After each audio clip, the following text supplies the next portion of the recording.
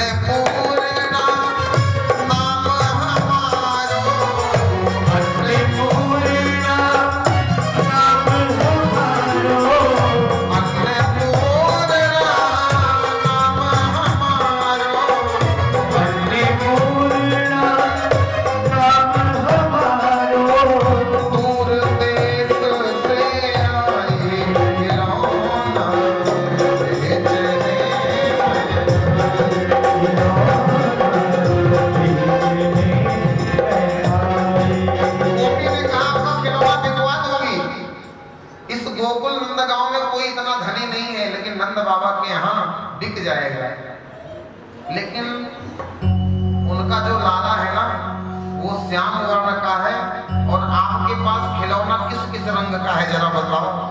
तो माता पार्वती कहने लगी कि नीले पीले लाल बैगनी, नीले पीले लाल बैगनी, चुन चुन के मैं लाई, चुन चुन के मैं लाई। लेकिन हाँ अगर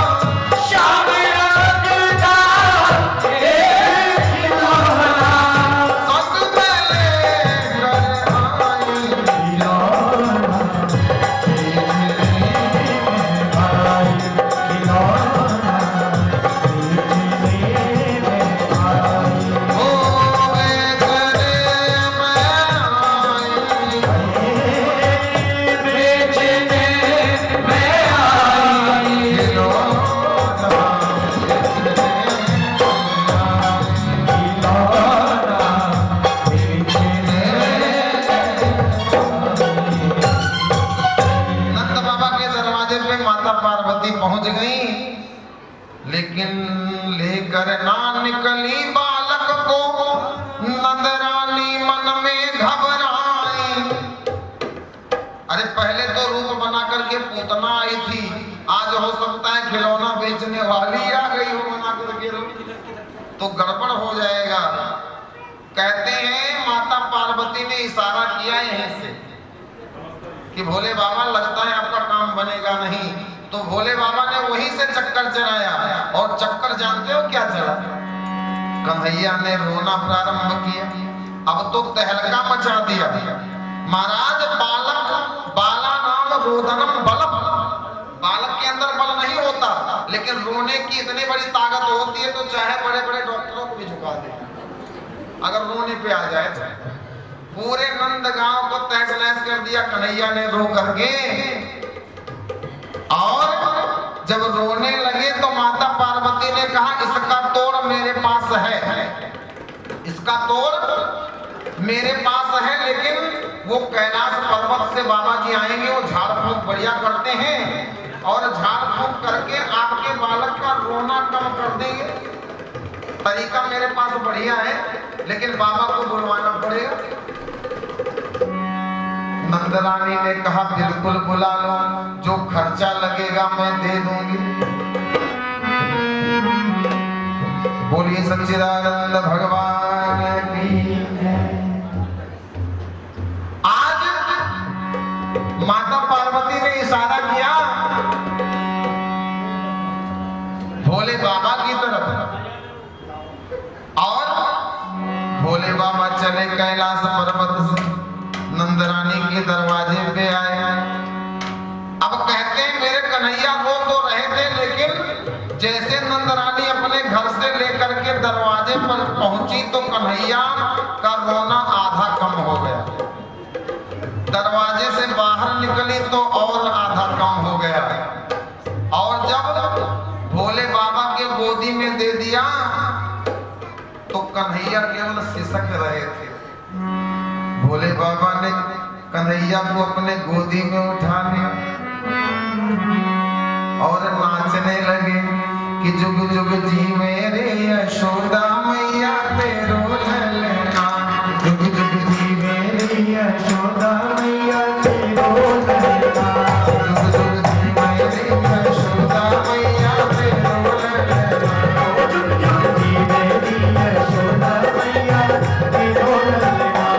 मैया तेरो ललना, बाबा तेरो ललना, मैया तेरो ललना, बाबा तेरो ललना,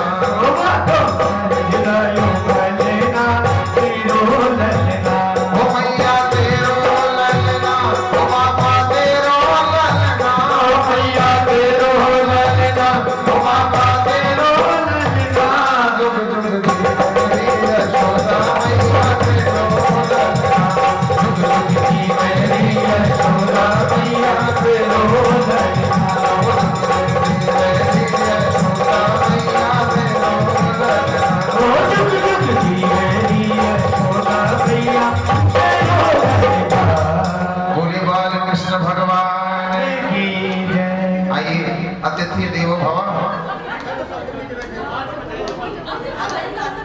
आइए हमारे मध्य में लाला श्री जगन्नाथ गुप्ता जी, लक्ष्मी स्टोर वाले, और श्री हरिकिशन शर्मा जी, श्री दुर्गा मंदिर ए ब्लॉक शास्त्री नगर से पधारे हैं। संस्था का नियम अतिथि देवो भव।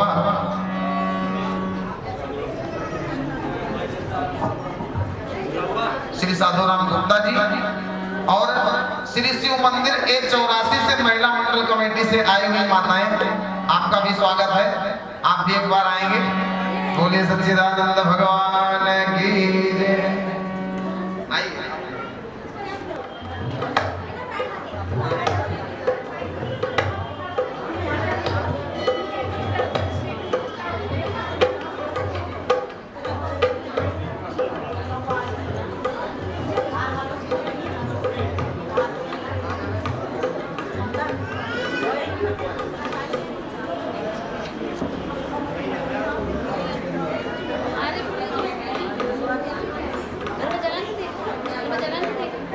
ओम नमो ब्रह्मणदेवाय गौ ब्रह्मणहिताय च जगद्धिताय कृष्णाय गोविंदाय नमो नमः।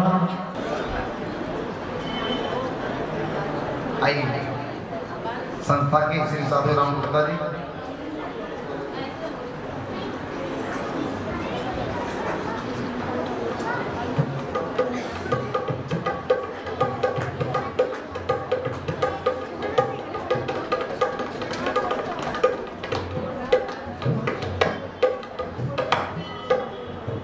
श्री हरिकिशन शर्मा जी, श्री दुर्गा मंदिर ए ब्लॉक।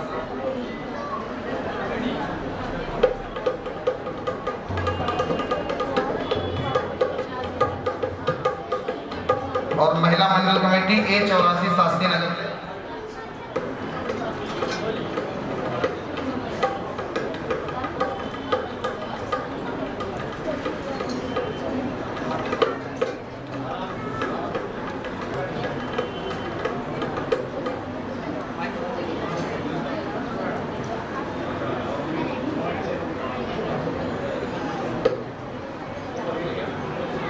बोलिए सच्चिदानंद भगवान की जय। पूतना आई, उसके बाद कंस ने इस क्रम को रोका नहीं। 6 महीने बाद भेजा है सकटासुर को। सकट मतलब जो अदृश्य हो, जो दिखाई ना दे। सकटासुर आया भगवान को मारने के लिए, बिना रूप के आया दानव, बिना रूप के आया दानव, प्रभु को छलने छल कर भागा। रूप को चिन्ह न पाया राक्षस, परा भला मह घेर भागा। 6 महीने बाद माता ने उत्सव मनाया, कन्हैया के पालने को आंगन में रखा। लेकिन जैसे जैसे गोपियों की संख्या बढ़ती गई, कन्हैया का पालना बाहर होता चला गया। हम भी यही करते हैं। जिस बालक के जन्मदिन के उपलक्ष्य में हम अतिथियों को बुलाते हैं ना, जब रिश्तेदार आ जाते हैं तो जिसके जन्मदिन के उपलक्ष्य में बुलाते हैं उसी को हम भूल जाते हैं। माता ने भी यही किया और यशोदा मैया भूल गई। पालना बाहर का बाहर होता चला गया। पालने को छकड़े के नीचे रख दिया और उसके सामग्रियों को ला दिया। आया राक्षस छलने को, प्रभु के आगे वो पार न पाया। कन्हैया ने लात चलाया, छीका गिरा, छकड़ा गिरा और सकटासुर दब करके मर गया। भयंकर आवाज हुई। अब तो माता यशोदा के आंगन में 1000 गोपियां थी, बाहर आई। अब बालक रो रहा है, कोई गोदी पे लेता है, लाओ मैं शांत कराती हूँ, दूसरी कहती है लाओ मैं शांत कराती हूँ, तीसरी कहती है लाओ मैं शांत कराती हूँ। होता है ना, बालक को चोट लग जाए, 10 लोग हैं तो 10 लोग झपकने लगते, देखे देखे क्या हुआ, देखे देखे।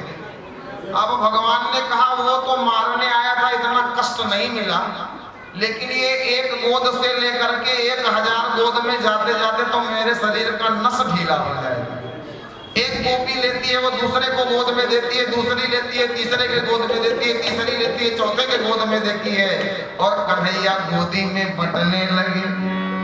सूरदास जी ने गा दिया, सखियां तो आनंद ले रही हैं, लेकिन कन्हैया मन में कह रहा है, वाह रे गोपियों, तुम गोदी में बांटती जाओ, मेरा नस ढीला।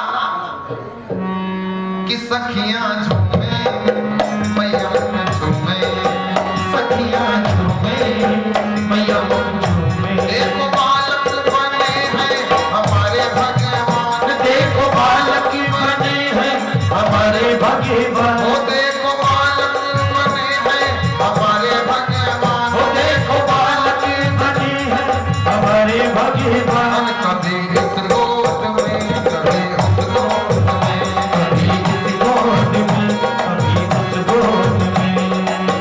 सखियां झूमे मैया झूमे, सखियां झूमे मैया झूमे। देखो बालक बने हैं हमारे घनश्याम, ओ देखो बालक बने हैं हमारे घनश्याम। कभी इस गोद में, कभी इस गोद में, कभी इस गोद में, कभी उस गोद में।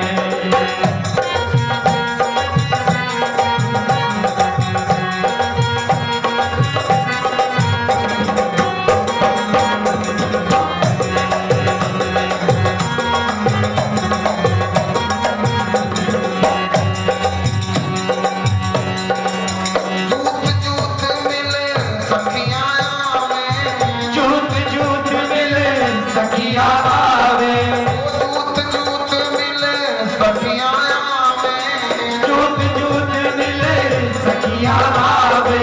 ओ देव बधाई और मंगल गावे, देव बधाई और मंगल गावे।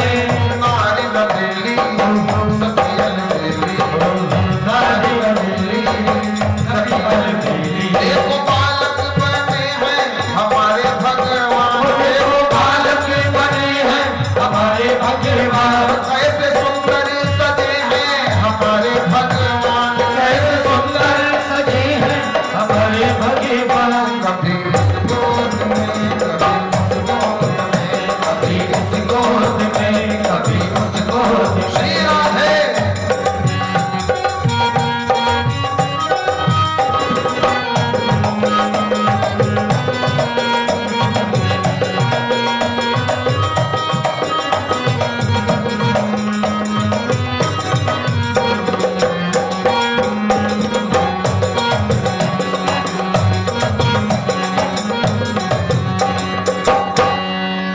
नंद बाबा घर आनंद आयो, नंद बाबा घर आनंद आयो, ओ नंद बाबा घर आनंद आयो, नंद बाबा घर आनंद आयो। ओ पार ब्रह्म परमेश्वर आयो, पार ब्रह्म परमेश्वर आयो। हिल हिल गावे खुशियां मनावे, हिल मिल गावे खुशियाँ मनावे। देखो बालक बने हैं हमारे भगवान, देखो बालक बने हैं हमारे भगवान, कभी इस गोद में, कभी इस गोद में, कभी इस गोद में, कभी इस गोद में।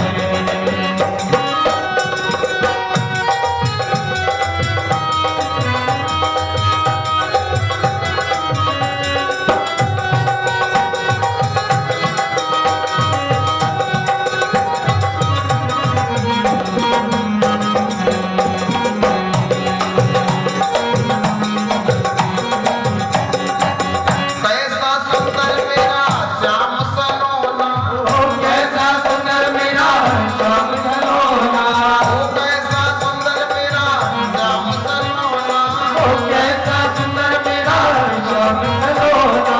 ओ देखो सखी कोई मारो न टोना, ओ देखो सखी कोई मारो न टोना, ओ नजर उतारे बलि बलि गावे, नजर उतारे बलि बलि गावे। देखो बालक बने हैं हमारे भगवान, ओ देखो बालक बने हैं हमारे भगवान, कि कभी इस गोद में, कभी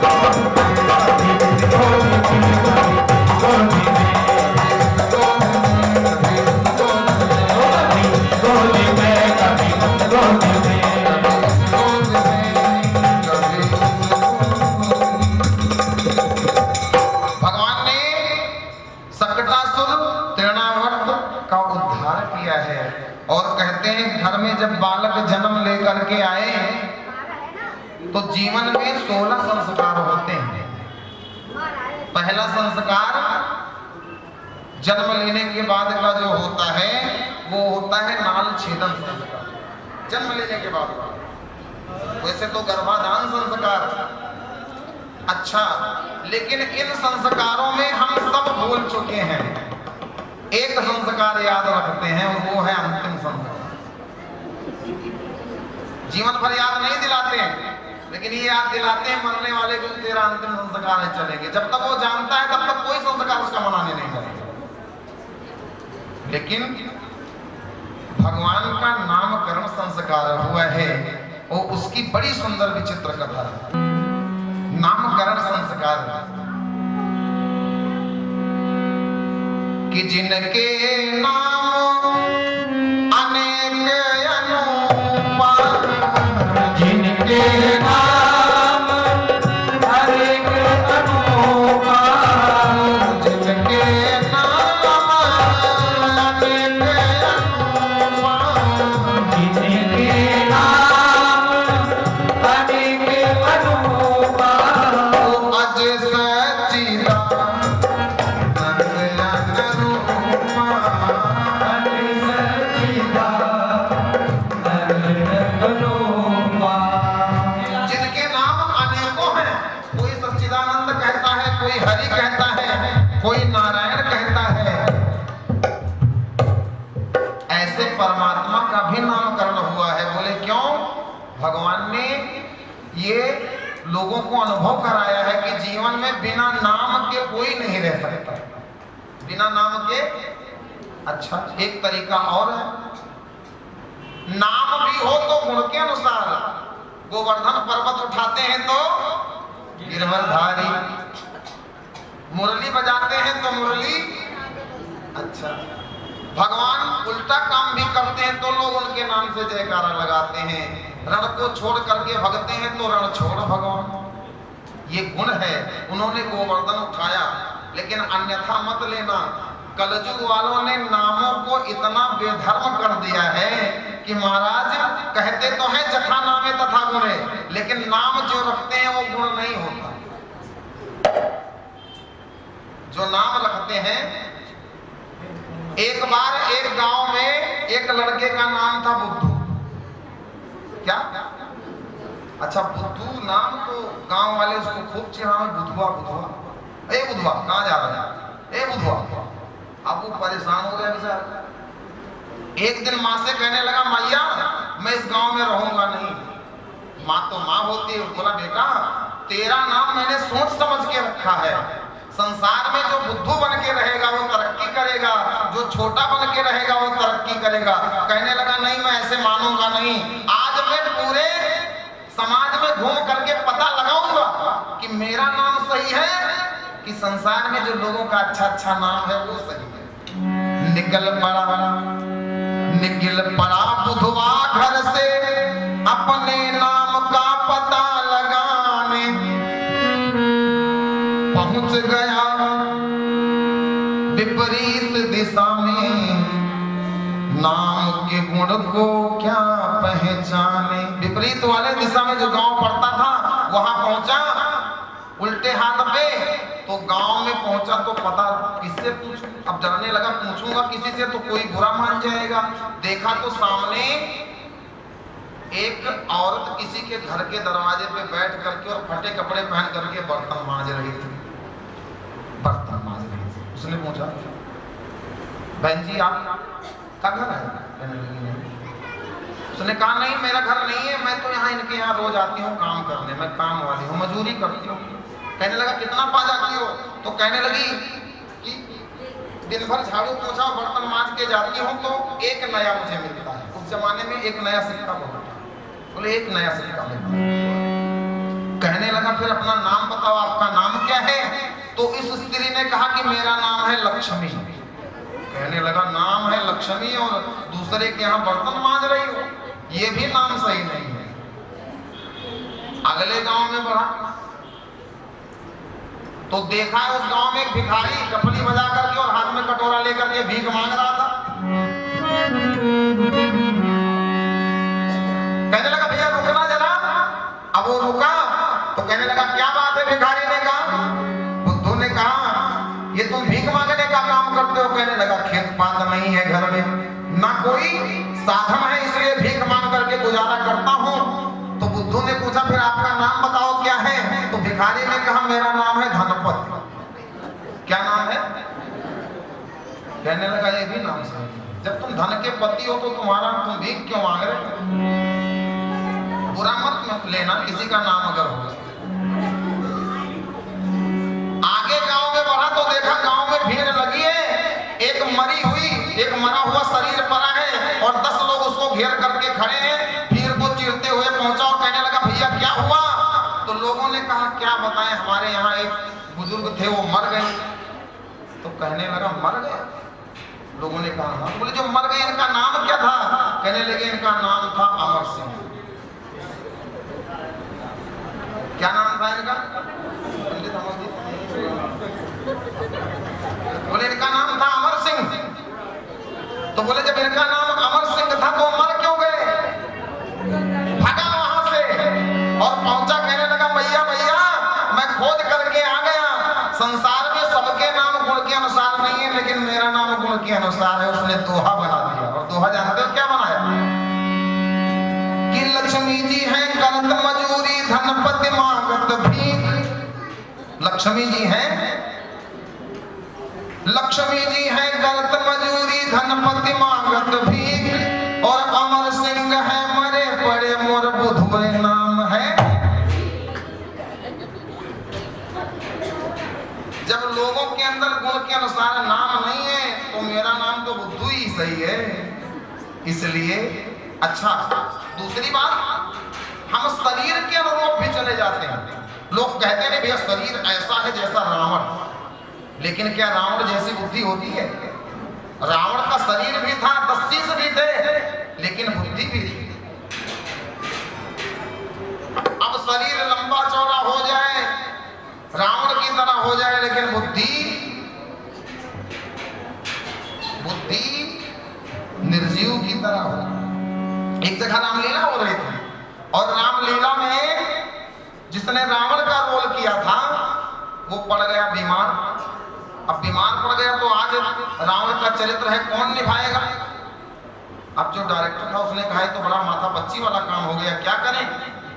बोले काम करो, अब ऐसे तो काम बनेगा नहीं, लीला खराब हो जाएगी। तो पता लगा कि जो हलवाई है वो मोटा ताजा है, जो हलवाई है बोले उसी को रावण बना देते हैं, आज का काम चलेगा। अब हलवाई के पास गए, उसको मनाया, बोले सच्चिदानंद भगवान की जय हो। हलवाई से कहने लगे भैया आप रावण बन जाओ, तो उसने तो मना किया भैया हमसे तो नाटक आता नहीं करना। तो लोगों ने बहुत सराहा, बोले देखने में तगड़े हो, आपका शरीर भी बढ़िया है, आपका शरीर भी बढ़िया है और आप काम भी बढ़िया कर लेते हो, आपकी आवाज भी बड़ी धांसू है, इसलिए आप रावण का रोल कर लोगे। अच्छा, उसका नाम भी इत्तेफाक से बुद्धू ही था, इत्तेफाक से बुद्धू ही था। आज किसी तरह उसको तैयार तो कर लिया, अब शरीर उसका बिल्कुल रावण जैसा, शरीर उसका बिल्कुल रावण जैसा, लेकिन आत्मा में बल नहीं। रावण को बना करके खड़ा कर दिया गया। अब लोगों ने स्टेज के नीचे से देखा तो कहने लगे कि वाकई अगर रावण का रोल कोई करने लायक है तो यही है। दे दो स्थान, दे दो। वाकई पहले जो रावण बना था वो सही नहीं था, यही बढ़िया रावण बनने लायक है। अरे ये तो कमाल कर देगा। अच्छा, वो आया रावण बन के तो देखे गए, वाह क्या बात है, इसका गेटअप बढ़िया लग रहा है। अब रावण बन के आया। इत्तेफाक से उस दिन अंगद और रावण का संवाद था। अब अंगद जो बना था वो था छोटे कद का, लेकिन तेज बहुत था। आया अंगद और वार्तालाप जब शुरू हुई कि कहा 10 शीश कहाँ के बंदर काहे को मेरे घर को आया।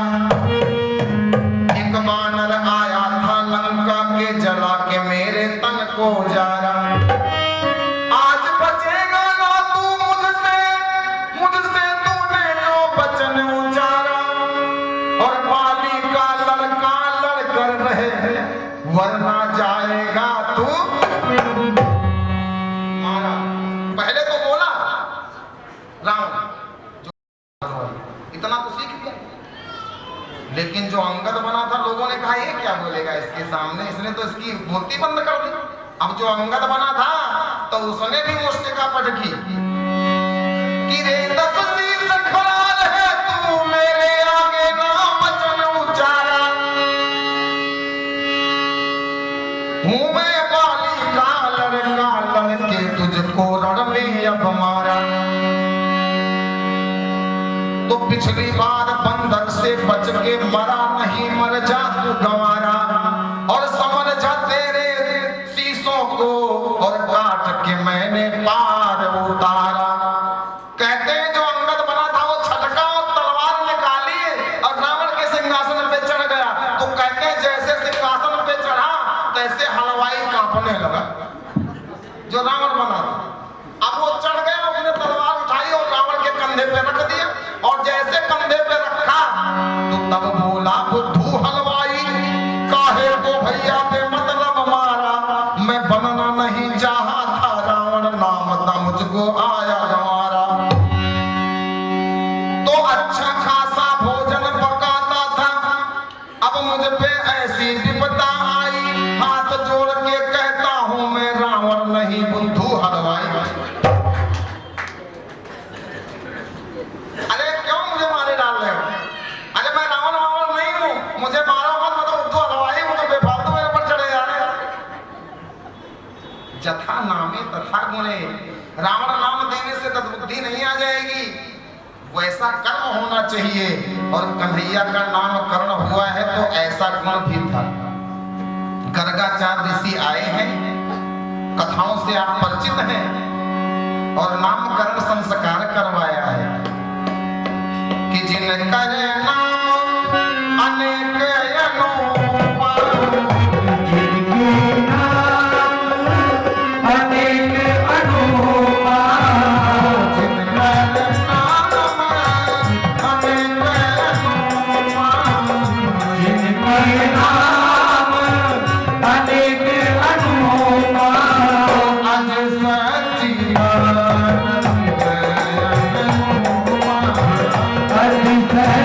सच्चिदानंद भगवान का नामकरण संस्कार हुआ है, लेकिन नाम कन्हैया ने जो जो लीलाएं की है वैसा वैसा नाम पढ़ता चला गया है। गर्गाचार्य ऋषि का आसन लगा, वेदी पे विराजमान हुए। माताएं बड़ी चंचल होती, माताओं ने कहा इस बाबा का जरा पता लगाएं कि ये बढ़िया वाला है कि खड़िया लपेटन है। तो माता रोहिणी ने कहा कैसे पता करोगी, कैसे टेस्ट लोगी? तो माता कौशल्या ने कहा एक काम करो, मेरे कन्हैया को तुम अपनी गोदी में ले लो और तेरे बलराम जी को मैं अपने गोदी में ले लेती हूँ। अगर बाबा बढ़िया वाला होगा, जानकार होगा तो ये अभी बता देगा, अन्यथा पकड़ा जाएगा। अब माता कौशल्या लेकर के बलराम जी को बैठी और माता रोहिणी कन्हैया को लेकर के बैठी।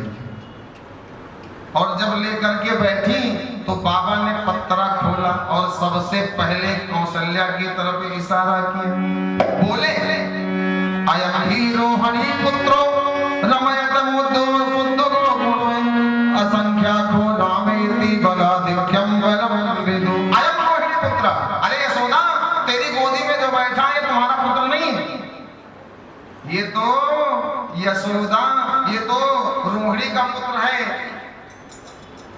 और बल की अधिकता के कारण इनके शरीर में राम जैसे गुण मौजूद हैं, इसलिए इनका नाम बलराम होगा। बोलिए बलराम भगवान की। जैसे इतनी बात कही, माता ने हीरे की अंगूठी निकाली और जल्दी से पकड़ा दिया। महाराज बड़ा सुंदर, आप तो बुद्धिमान निकले। अब माता रोहिणी की तरफ निगाह गई। आसन वर्णस्तयो हास्य गृहेतु युक्तम तनु सुकुलोरस्तस्थापितम इदानी कृष्णतां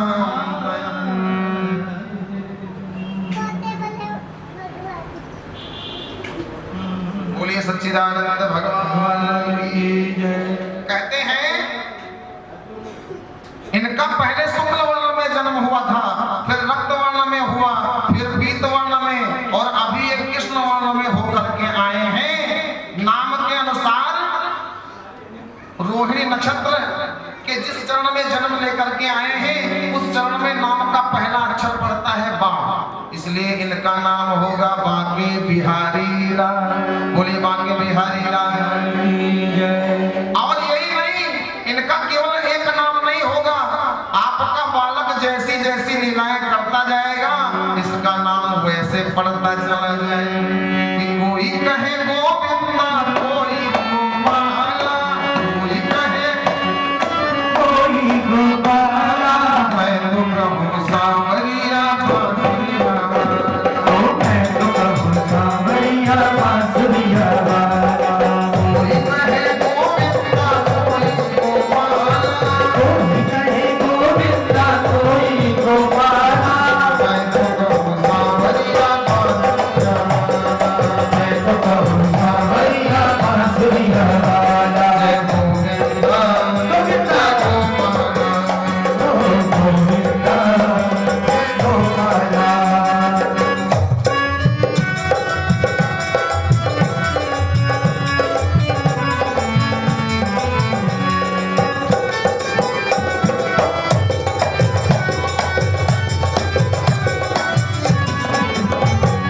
राधा ने श्याम कहा मीरा ने गिरधर, राधा ने श्याम कहा मीरा ने गिरधर। राधा ने श्याम कहा मीरा ने गिरधर।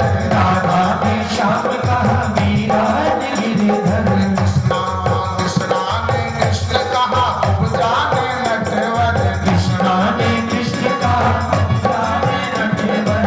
वालों ने तुमको पुकारा गोपाला, वालों ने तुमको पुकारा गोपाला। मैं तो कहूँ सांवरिया बांसुरिया वाला। मैं तो कहूँ सांवरिया बांसुरिया वाला। जय गोविंदा गोविंदा गोपाला। गोविंदा जय गोपाला।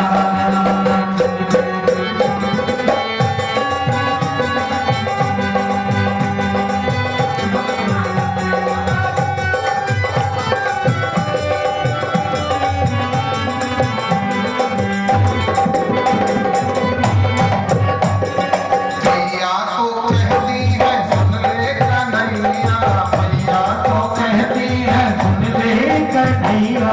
मैया तो कहती है सुन ले कन्हैया। ओ मैया तो कहती है सुन ले कन्हैया। घनश्याम कहते हैं बलराम भैया, घनश्याम कहते हैं बलराम भैया। सूर्य की आंखों में तुम हो उजाला, सूर्य की आंखों पे तुम हो उजाला। मैं तो कहूँ सांवरिया बांसुरिया वाला। ओ मैं तो कहूँ सांवरिया बांसुरिया वाला। जय गोविंदा गोविंदा गोपाला। गोविंदा जय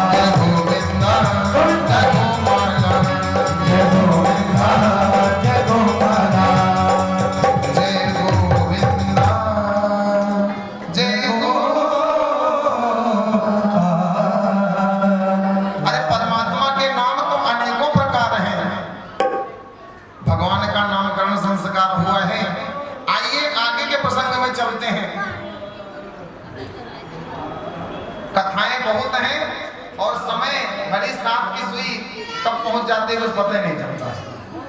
इसलिए आइए अब बढ़ते हैं जो भागवत में भगवान की सबसे सुंदर बाल लीला है, उसको कहते हैं माखन चोरी हुई है।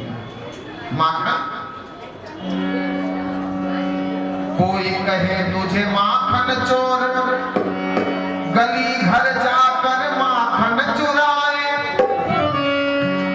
लेकिन मेरे तो हो तुम चित चोर, मेरे हृदय को तुम ही चुराए। चीर के सीना दिखला दूं, मेरे हृदय में तू ही समाए, तन में मेरे रह करके मेरे अंग अंग पे राज चला।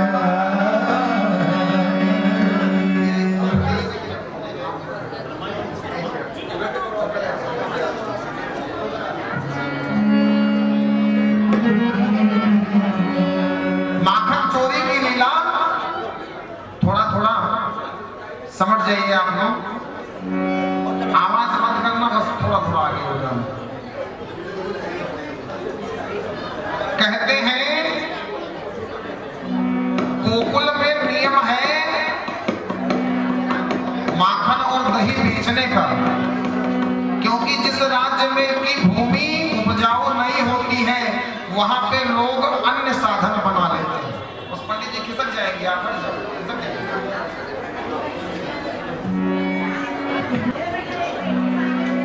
कहते हैं गोकुल में नियम है अगर माखन दही बिकेगा तो परिवार चलेगा। चली गोपियां दधी माखन लेकर, नंदलाला है राह में आए, एक दाना माखन जाए ना मथुरा में राजा कंस के द्वारे। भगवान का लक्ष्य है कि एक तिनका एक दाना भी माखन दही कंस के दरबार में नहीं जाना चाहिए। बोले क्यों? ग्वाल वाले गौ माता की सेवा करते हैं, दिन भर चराते हैं, उनको अन्न जल देते हैं, उसके बाद जब खाने की बारी आती है तो कंस के राक्षस खाते दही मक्खन। इस नियम से भगवान ने एक नियम बना लिया। बोले क्या?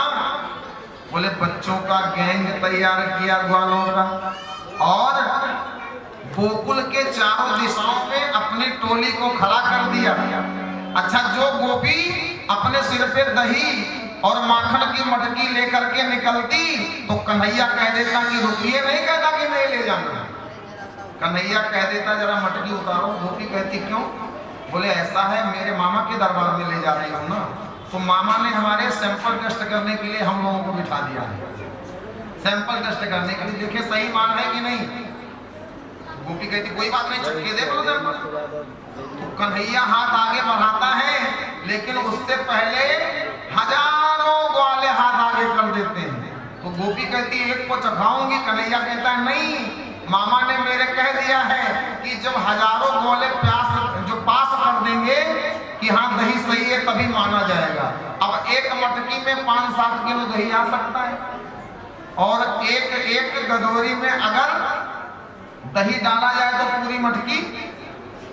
अच्छा, जब मटकी खाली पड़ती है तो कन्हैया कहता है खाली मटकी लेके क्या करोगे, इसको यहीं पटक दो। और नहीं लेके जाना चाहती तो छीन करके पटक देती। अवधी भाषा में किसी कवि ने बड़ा सुंदर लिखा, 4 लाइनों में सुनाता हूं आपको। कन्हैया कहता है ए गोपी जरा मुझे चखा करके दिखाना। गोपी कहती है क्या? तो कन्हैया कहता है कि दही कैसन है तोहरी गगरिया में, कि दही कैसन है तोहरी गगरिया में, तने लाओ अजमाई कथोरिया में, तने लाओ अजमाई कथोरिया में।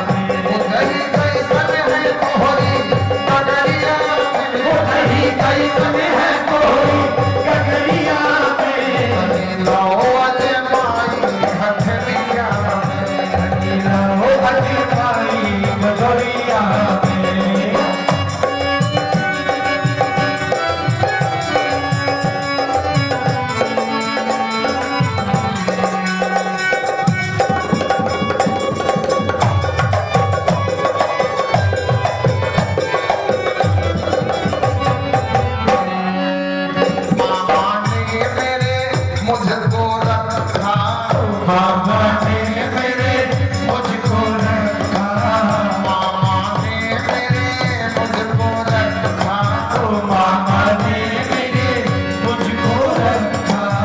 दधी माखन को चखना बच्चा, दधी माखन को चखना बच्चा, आज दही मुझको तुम चखाओ, आज दही तक मुझको चखाओ, मेरे संग बाल बाल को खिलाओ, ओ मेरे संग बाल बाल को खिलाओ। वरन जाने ना दूंगा अंधेरिया में, वरन जाने ना दूंगा अंधेरिया में, लाओ अजमाई हथेलिया में, लाओ अजमाई गगरिया में, दही कैसन है तोहरी गगरिया में, हो दही कैसन है तोहरी गगरिया में, लाओ अजमाई गगरिया में, लाओ अजमाई गगरिया में।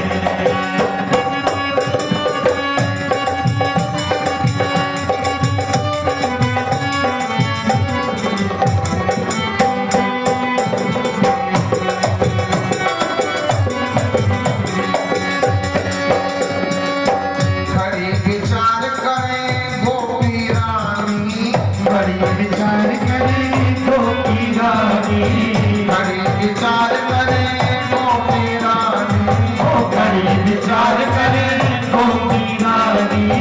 अब आई कैसी परेशानी, ओ अब आई कैसन परेशानी, ओ अब आई कैसी परेशानी, अब आई कैसी परेशानी। यदि माखन मधुरा न जाए, यदि माखन मधुरा न जाए, राजा कंस मोहे दंड सुनाए, राजा नंद मोहे दंड सुनाए। बुद्धि मेरी छाई अंधेरिया में, बुद्धि मेरी छाई अंधेरिया में, लाओ अजमाई गगरिया में। लाओ अजमाई गगरिया में। गोपी भी विचार करती है, अगर नहीं दूंगी तो जाऊंगी और दूंगी तो कंस मार डालेगा। कन्हैया ने ऐसी व्यवस्था बनाई कि मथुरा में एक बूंद भी दही और मक्खन जाए ना, और हुआ भी वही। गोपियों ने आकर के शिकायत करी है माता यशोदा से। माता यशोदा बैठ करके और दधी मंथन कर रही थी।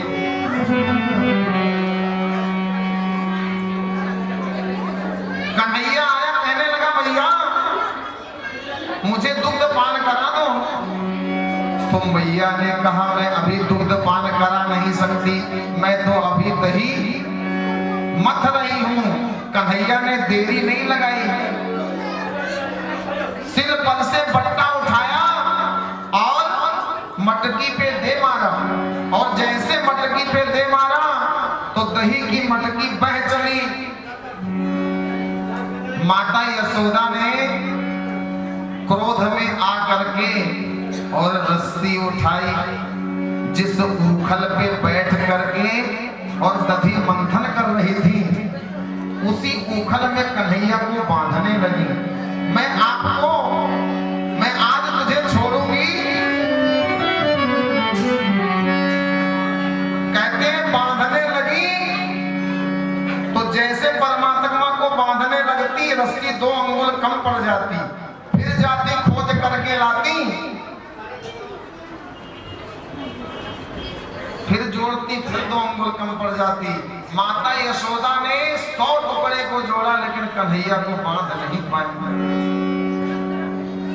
सुखदेव भगवान ने कहा है राजन, ब्रह्म और जीव के बीच में 2 अंगुल का फासला है, और इस फासले को जो मिटा देगा उसी को ब्रह्म मिलेगा। माता यशोदा उनको बांधना चाहती जिन्होंने संसार को बांध रखा है, बांध नहीं पाई। माता यशोदा के सिर का पसीना पैर में आ गया और रोने लगी, आंखों से आंसू आ गया। कन्हैया ने कहा अरे मेरी मैया रो रही, इसलिए आज कन्हैया बंध गए। सूरदास जी के आंखों में आंसू आ गया और सूरदास जी ने कह दिया, अरे भैया तेरा हृदय पत्थर का हो गया है।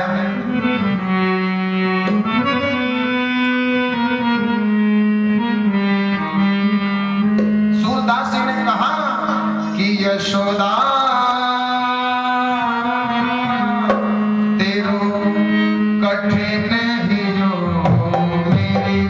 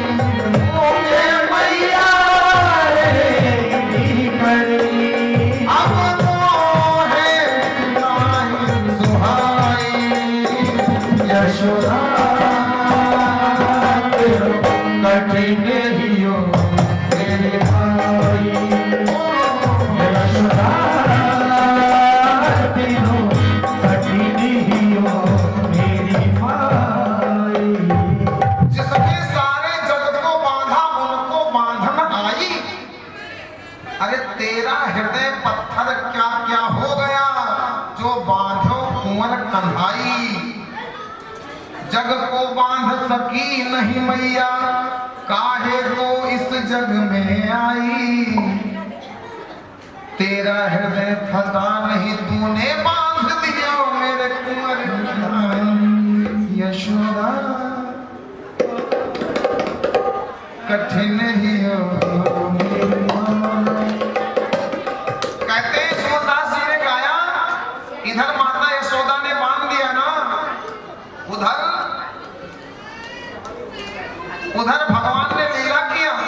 नारद के श्राप के कारण कुबेर के पुत्र जो नदी में वस्त्रहीन होकर के नहा रहे थे, नारद जी ने जिनको श्राप दे दिया था कि जाओ जल हो जाओ, आज वही यमला अर्जुन के पेड़ के रूप में आज विराजमान हो गए थे। भगवान को उद्धार करना था। मणिग्रीव और नलकूबर दोनों वृक्षों के बीच में जाकर के ऊपर को फंसा करके गिरा दिया, दोनों मुक्त हो गए। कन्हैया लीला करता है तो भी उसमें कोई ना प्रभाव होता है। अब आइए हम बैराग की कथा पे चलते हैं। आज गोवर्धन पूजा की कथा, और आज भी कथा में आधा घंटा लेट होगा। 7 के बजाय 7:30 बजेंगे, पक्की बात है, क्योंकि कथाएं बहुत हैं।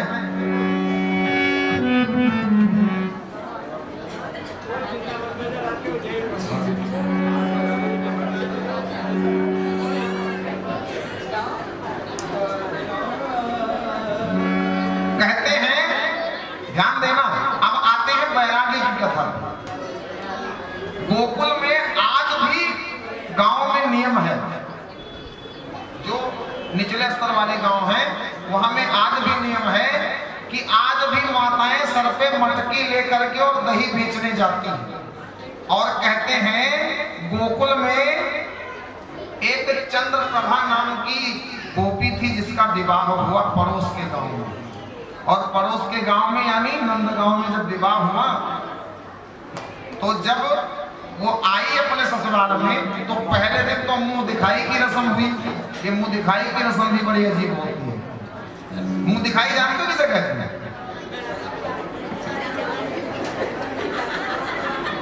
मुंह दिखाई रस्म उसको कहते हैं कि जब बहू नई नई घर में आती है ना तो ससुराल वाले बहू का चेहरा देखते हैं और चेहरा देखने के बदले में उपहार देते हैं। पहले पैसे दे देंगे, आभूषण दे देंगे, उसके बाद घूंघट उठा करके चेहरा देखेंगे। अच्छा, जो नंबर 1 का उपहार होता है वो सासू का होता है। किसका?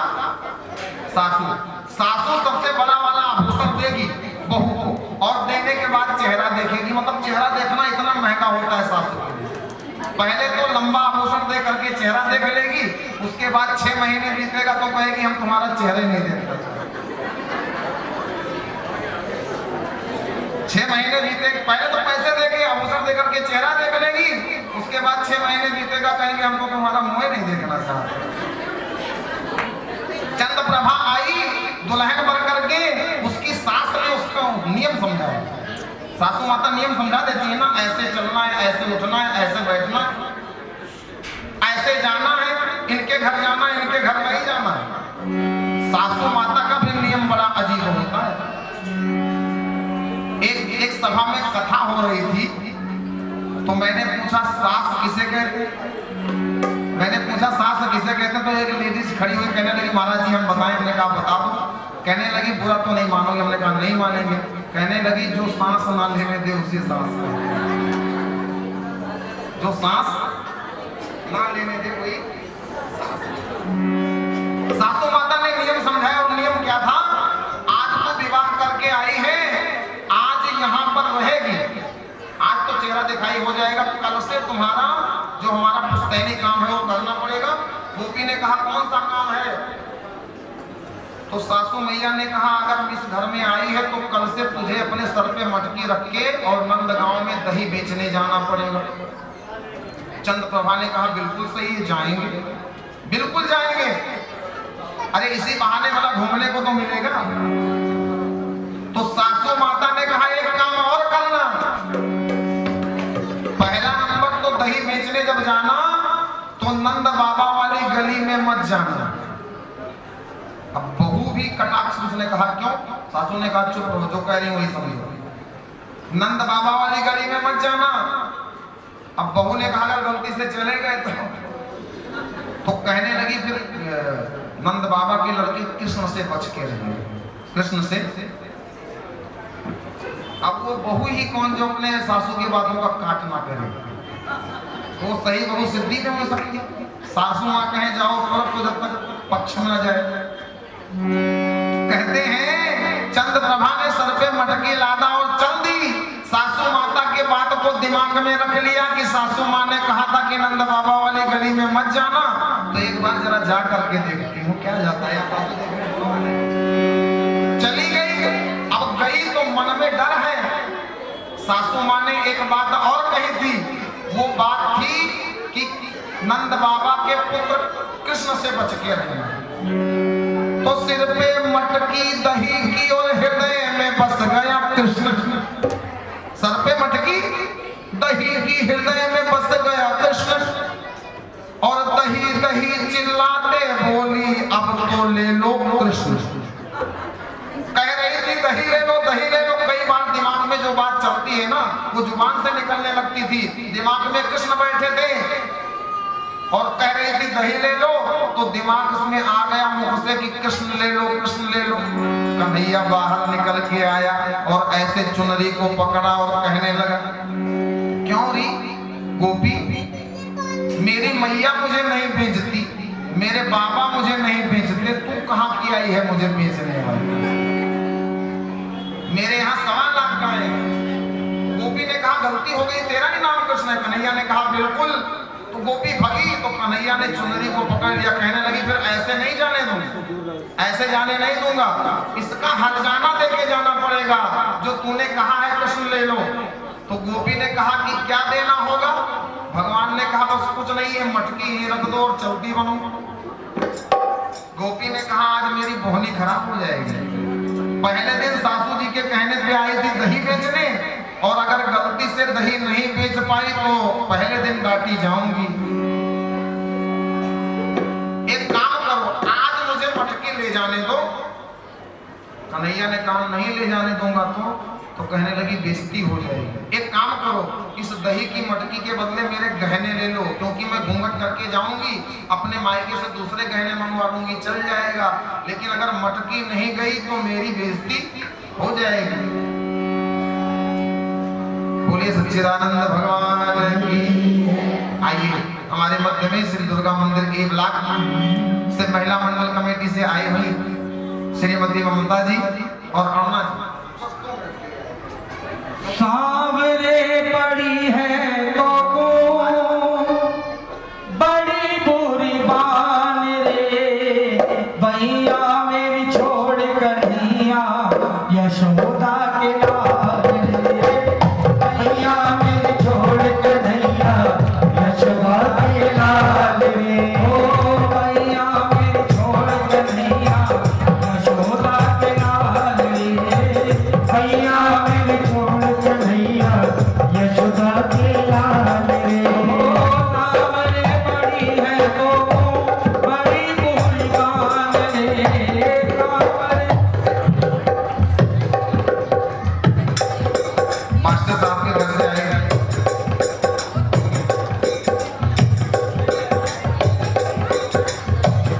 सांवरे पड़ी है तो बड़ी बुरी बान रे, सांवरे पड़ी है तो बड़ी बुरी बान रे, भैया मेरी छोड़ कन्हैया यशोदा के लाल रे, ओ भैया मेरी छोड़ कन्हैया यशोदा के लाल रे।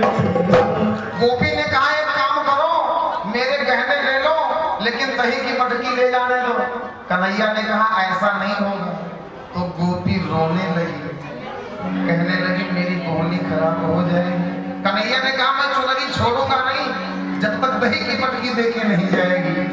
तो गोपी आज नाचने लगी और कहने लगी कि मेरा छोड़ दे दुपट्टा नंदलाल, सवेरे दही लेके आऊंगी, मेरा छोड़ दे दुपट्टा नंदलाल, सवेरे दही लेके आऊंगी, मेरा छोड़ दे दुपट्टा नंदलाल, सवेरे दही लेके आऊंगी, ओ मेरा छोड़ दे दुपट्टा नंदलाल, सवेरे दही लेके आऊंगी, सवेरे दही लेके आऊंगी, ओ सवेरे दही लेके आऊंगी, सवेरे दही लेके आऊंगी, सवेरे दही लेके आऊंगी, मेरा छोड़ दे दुपट्टा नंदलाल, सवेरे दही लेके आऊंगी।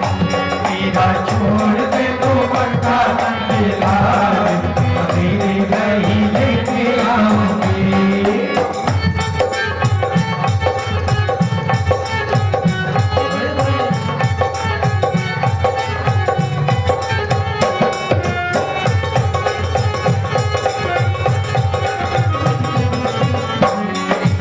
अगर में विश्वास न करना, कहने लग लो मेरा, ओ अगर तुम्हें विश्वास लगाना कहने लग लो मेरा, अगर में विश्वास न करना, कहने लग लो मेरा, ओ अगर तुम्हें विश्वास लगाना कहने लग लो मेरा, बहनों में दर है मेरा नाम, सवेरे दही लेके आऊंगी, ओ मेरे कहनों में जड़े है हीरा लाल, सवेरे दही लेकर आऊंगी, मेरा छोड़ दे दुपट्टा नंदलाल, सवेरे दही लेके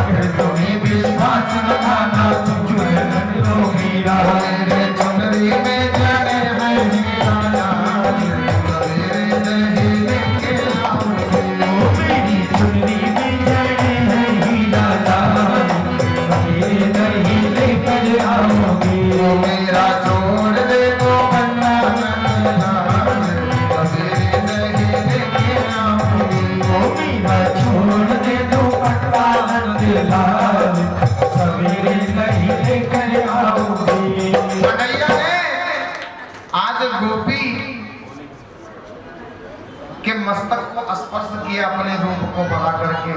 गोपी धन्य हो गई, वो वापस अपने घर गई नहीं, वो माया से परे हो गई और प्रभु के चरणों में अपने निवास स्थान को बना लिया, वापस अपने घर को नहीं गई।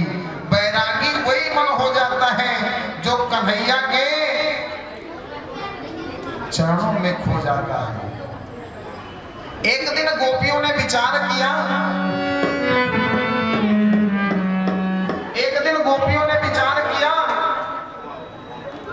कि हम रोज रोज व्यवस्था बनाते हैं, लेकिन ये कन्हैया किसी न किसी तरह से माखन चुरा करके ले जाता है। इसलिए एक दिन सब गोपियों ने मिलकर घर में ऐसी युक्ति आई, रोज रोज झंझट में पड़ के पकड़ ना पाया कुंवर कन्हैया। एक गोपी बोली सब भीतर, हम भी ऐसी युक्ति बनाए, करो यतन ऐसा मेरी सखियों, जो कुंवर कन्हैया पकड़ में आया। कोई ऐसा जुगाड़ बनाओ, क्योंकि पहले तो चोरी कर ले जाता है और बाद में मुकर जाता है। कहता है मैंने माखन नहीं चुराया, इसलिए काम करो, कोई ऐसा जुगाड़ बनाओ जिससे वो पकड़ में आ जाए और ना कर पाए। तो गोपियों ने कहा एक काम करते हैं, अपने अपने घर में जिस छीके पे हम माखन को रखते हैं ना, उस माखन में बड़ी घंटी बांध देते हैं। उस माखन में बड़ी घंटी बांध देते हैं।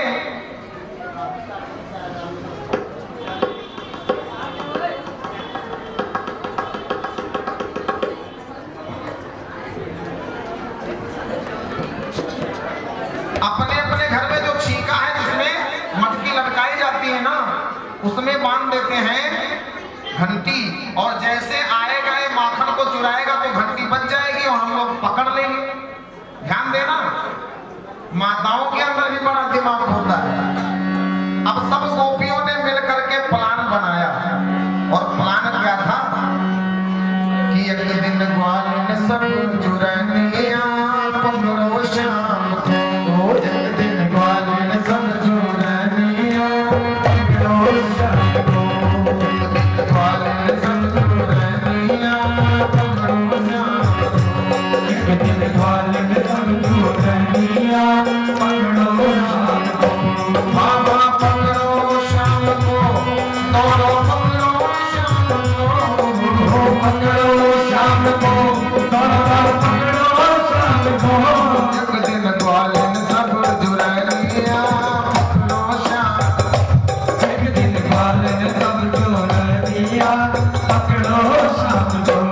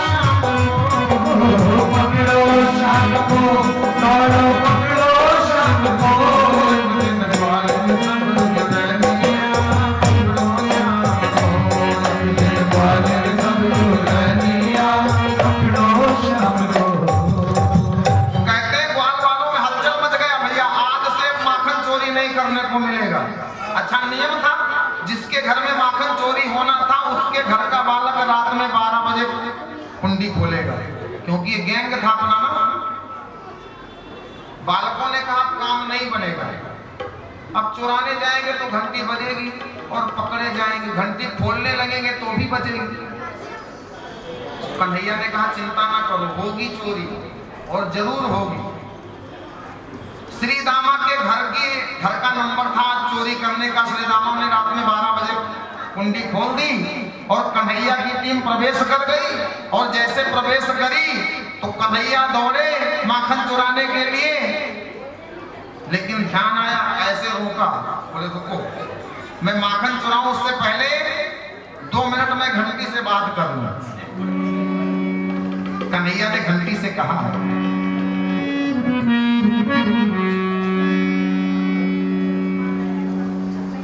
कि बोले मोहन सुन रे घंटी तू तब तक ना बजियो। बोले मोहन सुन रे घंटी तू तब तक ना बजियो।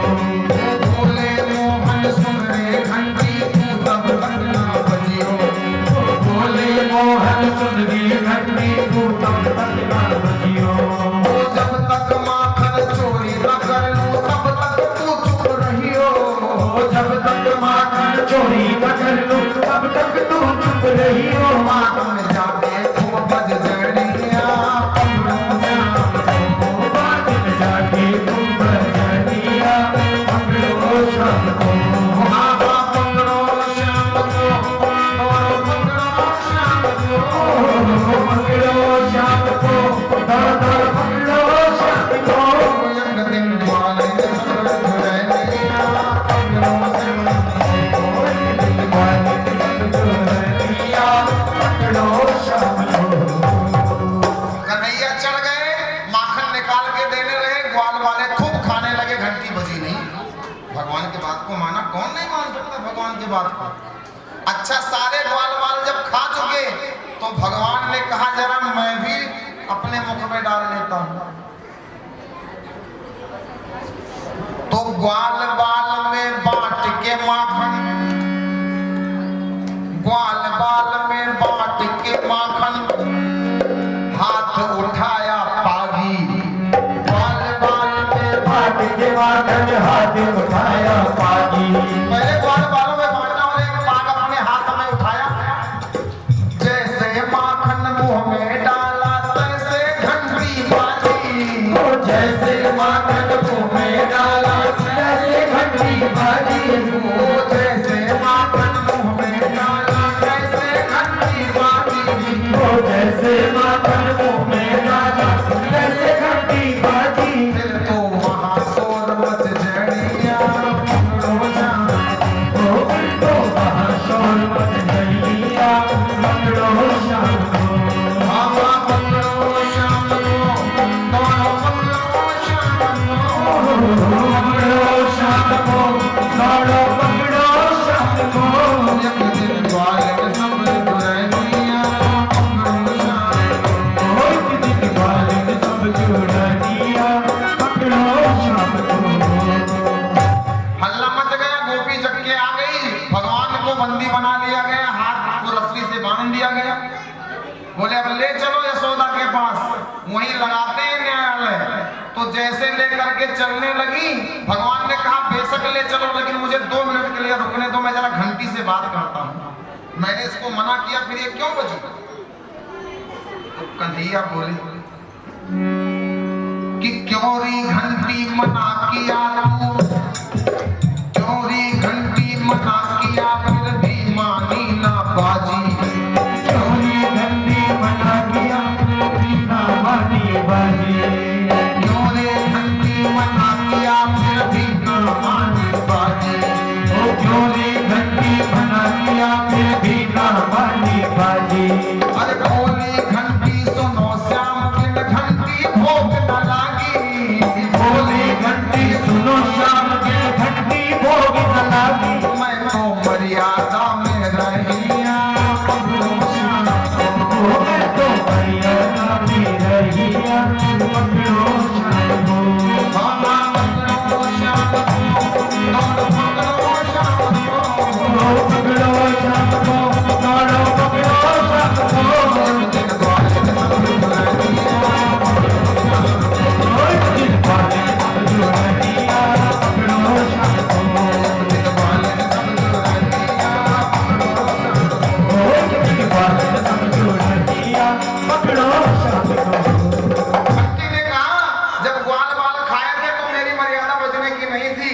लेकिन जब ठाकुर जी ने मुंह में डाला तो ठाकुर जी के भोग में वो घंटी बजती है, अगर घंटी नहीं बजेगी तो मेरी मर्यादा।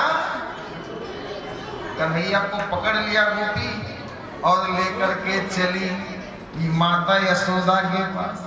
अच्छा, अब कन्हैया ने अपना दिमाग लगाया, जब लेकर के चली तो कन्हैया, अच्छा एक काम और होता है, अगर गांव में 10 लड़कों में से एक लड़का कहीं किसी कांड में पकड़ा जाए तो 10 लड़के आगे पीछे लग जाते हैं, चलो देखें क्या होता है।